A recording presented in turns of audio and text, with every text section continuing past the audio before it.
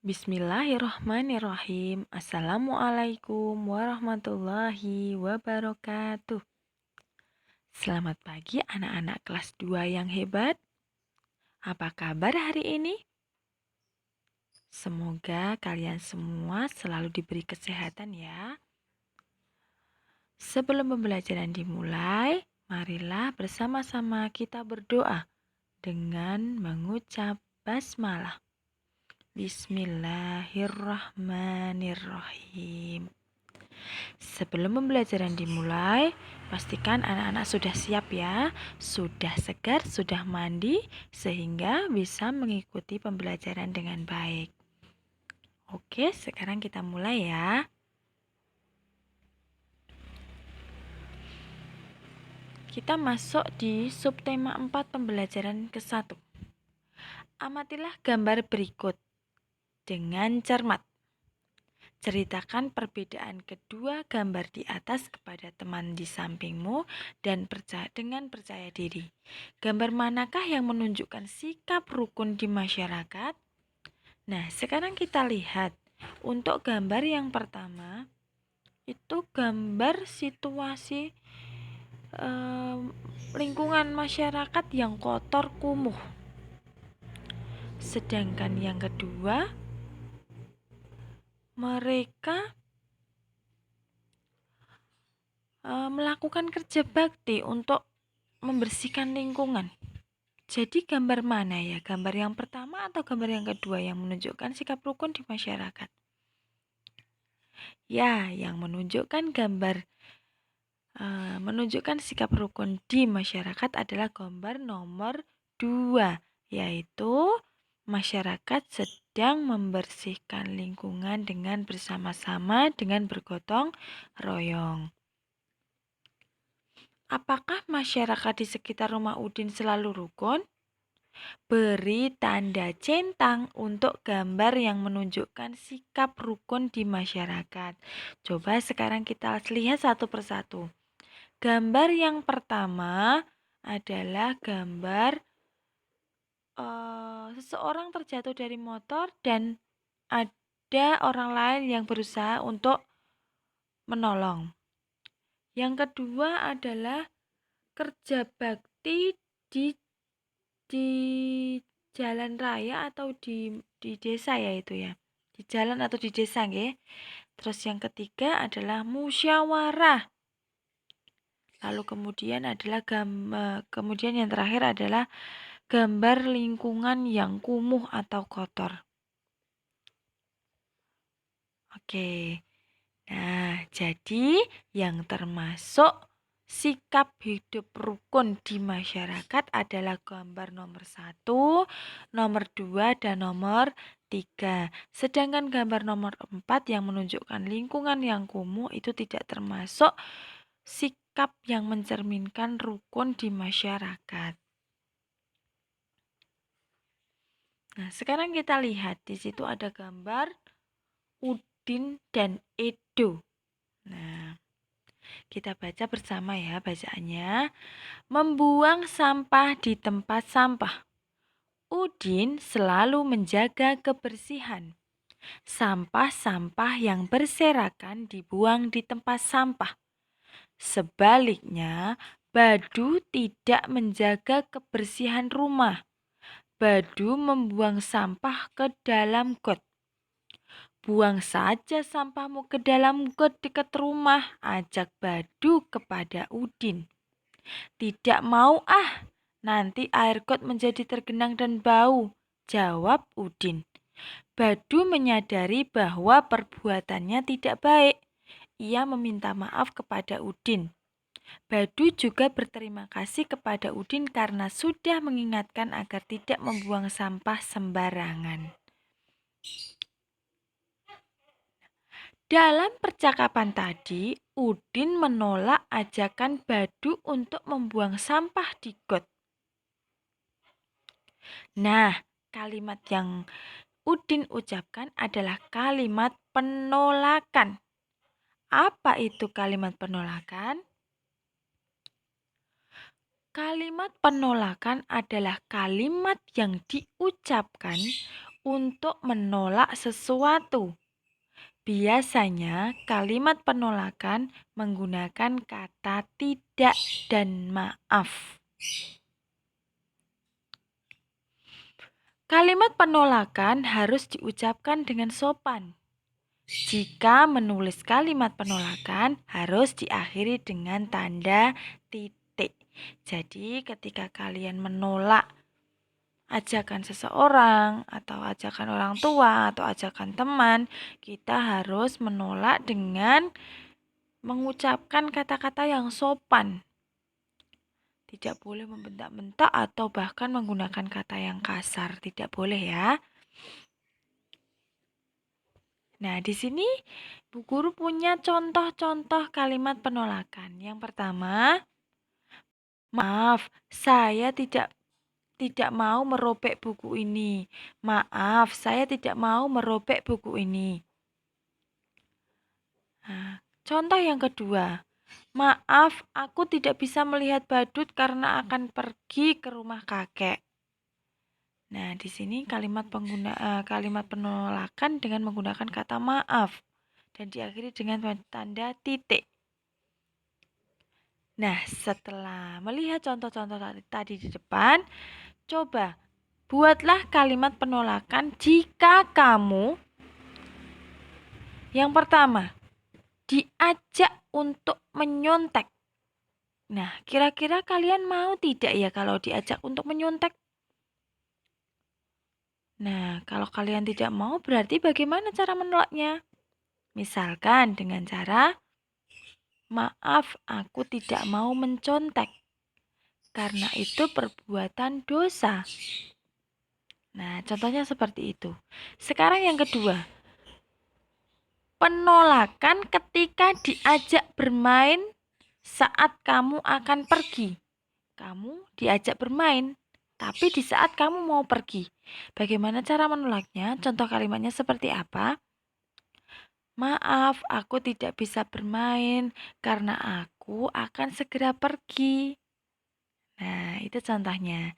Kemudian contoh yang terakhir, penolakan ketika diajak mengambil barang temanmu. Ketika kamu diajak oleh temanmu untuk mengambil barang yang bukan milik kamu, itu barang milik teman kamu. Bagaimana kira-kira? Ketika kamu tidak mau, kamu harus menolak dengan cara yang sopan. Tidak, aku tidak mau. Atau maaf, aku tidak mau mengambil barang yang bukan milikku. Nah, seperti itu ya contohnya. Kalian berlatih di rumah sehingga kalian paham bagaimana cara membuat kalimat penolakan. Selanjutnya, amatilah gambar di bawah ini. Urutkan gambar di bawah ini sehingga menjadi sebuah cerita. Ayo kita lihat yang percakapan yang pertama. Tidak apa-apa, Din. Ayo buang sampah di got agar lebih dekat dan mudah. Yang kedua, terima kasih, Udin. Kamu sudah mengingatkan aku. Dan yang ketiga yang ada di atas, aku tidak mau badu. Aku tidak mau badu. Kita harus menjaga kebersihan lingkungan. Kira-kira urutan kalimatnya yang dari nomor 1 sampai kalimat nomor 3 yang mana sehingga bisa membentuk suatu cerita yang runtut. Nah, kita urutkan ya. Oke, kita lihat. Berarti urutannya dari kalimat pertama, kedua, dan ketiga. Tidak apa-apa, Din. Ayo buang sampah di got agar lebih dekat dan mudah. Aku tidak mau badu. Kita harus menjaga kebersihan lingkungan. Kemudian yang terakhir, terima kasih Udin, kamu sudah mengingatkan aku.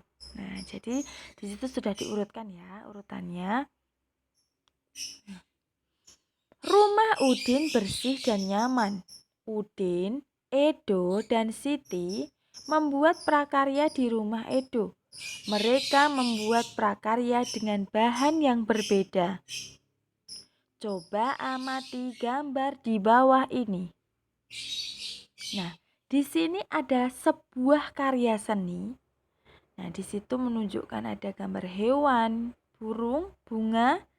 Nah, Pertanyaannya, terbuat dari apa dan apa nama karya seni tersebut? Nah, karya seni tersebut dinamakan kolase. Apa itu kolase? Kolase adalah karya seni rupa dua dimensi yang menggunakan bahan dasar bermacam-macam yang ditempelkan pada suatu gambar. Nah, di situ kita bisa menggunakan dengan dari bahan alam maupun dari bahan buatan. Contoh dari bahan alam ketika kita lihat di karya seni itu dibuat menggunakan menggunakan bahan dari alam, yaitu dari biji-bijian. Nah, kita tempelkan sehingga menjadi suatu karya yang indah.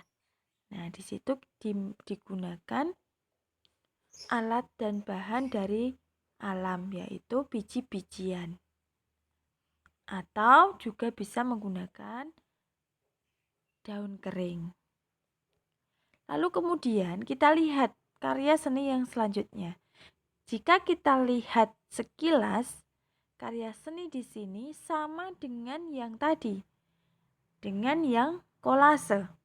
Tetapi di sini berbeda dengan kolase. Nah, karya ini disebut dengan mozaik. Pembuatan karya seni 2 atau 3 dimensi yang menggunakan material atau kepingan-kepingan yang disusun sehingga membentuk suatu gambar. Di sini kita membuat mozaik dengan cara menggunakan potongan-potongan atau kepingan-kepingan. Bisa dari keramik, bisa dari kertas, atau bisa dari kayu-kayu kering misalkan bisa. Nah, setelah dipotong-potong kecil-kecil baru kita rangkai, baru kita tempelkan di sebuah gambar. Nah, itu yang disebut mozaik.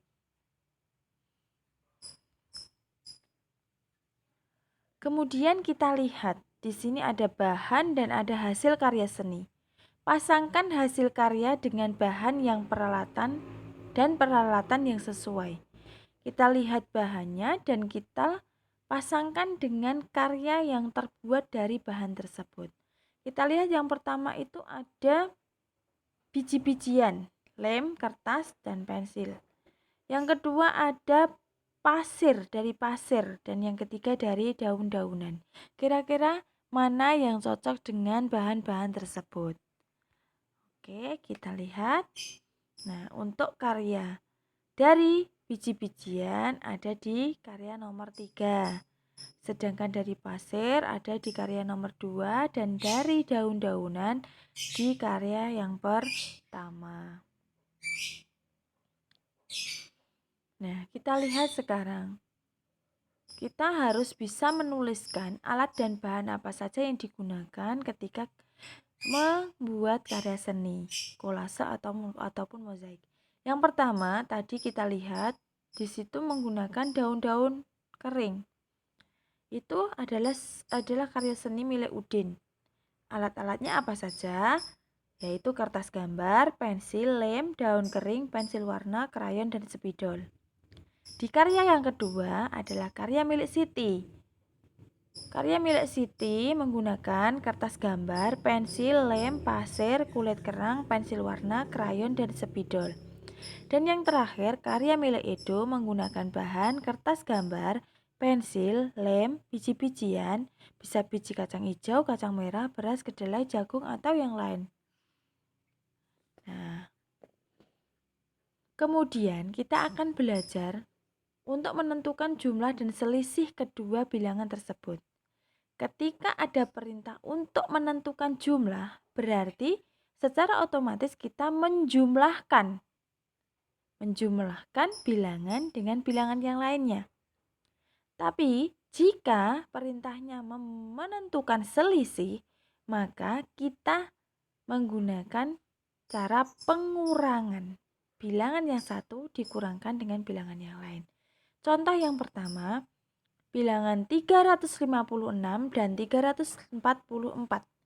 Yang pertama kita mencari jumlahnya. Berarti kita jumlahkan 356 ditambah 344. Kita jumlahkan dari belakang ya. 6 ditambah 4, 10, kita tulis 0, simpan 1 di atasnya. 1 ditambah 5 ditambah 4 sama dengan 10. Kita tulis 0, kita simpan 1 di depannya. 1 ditambah 3 ditambah 3 sama dengan 7. Jadi hasilnya adalah 700. Sekarang jika disuruh mencari selisihnya, berarti kita kurangkan. 356 dikurangi 344. Kita hitung dari belakang. 6 dikurang 4 sama dengan 2. 5 dikurang 4 sama dengan 1. 3 dikurang 3 sama dengan 0, maka tidak perlu kita tulis di depan. Jadi hasilnya adalah 12.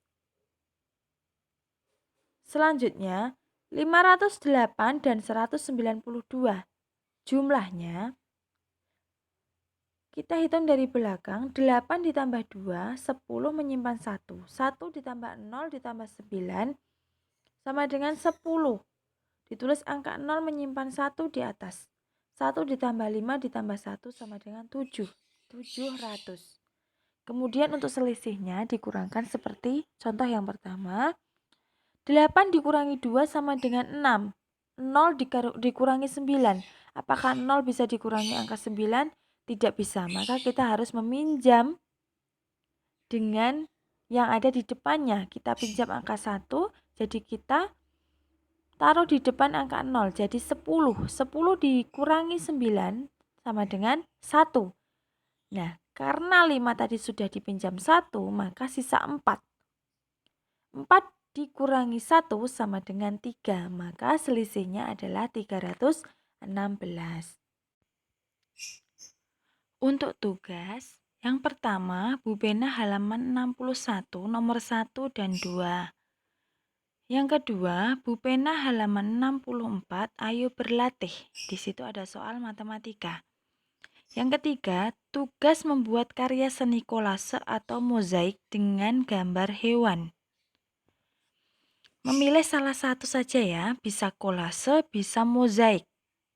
Nah, untuk pengumpulan foto dokumentasi bukti karya dalam waktu 1 minggu ya, jadi dikerjakan pelan-pelan, tidak usah tergesa-gesa. Waktunya 1 minggu, baru kemudian nanti dikirimkan gambar bukti kalau kalian sudah membuat. Terima kasih. Ada kurang lebihnya mohon maaf. Cukup sekian. Wassalamualaikum warahmatullahi wabarakatuh.